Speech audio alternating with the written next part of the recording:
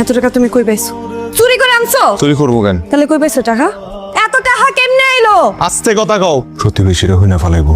তুমি অন্য কোনো বছরের পর বছর একই গান শুনতে শুনতে চাকরির পাশাপাশি ব্যবসা কেন করি না, বাড়তি টাকা কেন কামাই না, সংসারে অভাব অনটন, শান্তি নাই, মনের শান্তি নাই, কোনো কিছু শান্তি নাই, টাকা নাই, তাই আর এখন টাকা আছে, তোমার তো খুশি হওয়া উচিত। তাই বলে তোমার কইছি যে চুরি ডাকাতি করে তুমি আমার টাকা না দাও?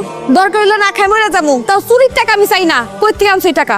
যার টাকা আনছো তারে ফিরাই দিবা। কারে ফেরাই দিব? আরে কারে দিব আমি এই টাকা? আমারে দিবি আমারে দিবি ভালো ভালো কইতাছি, আমার টাকা বুঝাই দে। এখানে সব টাকা যাবে নিয়ে যান। কিরে টাকা তো এখানে সব নাই। 4-5 লাখ টাকার মতো খরচ করে ফেলাইছি। এই চেন টাকা চেন। এবার নামা, চল আমার সাথে। না স্যার, ভুলে গেছো স্যার। আপনি কই যাও? শ্বশুর বাড়ি।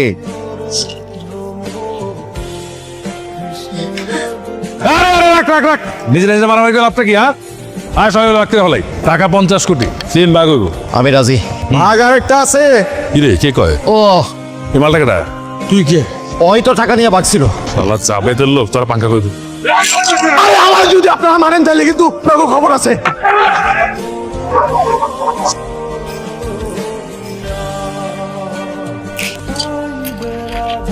সাব্বাস।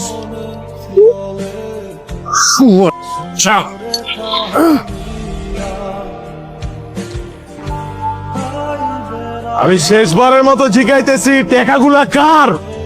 খিরে পুরো দুনিয়াই তো খালি, তাইলে তো টাকাগুলো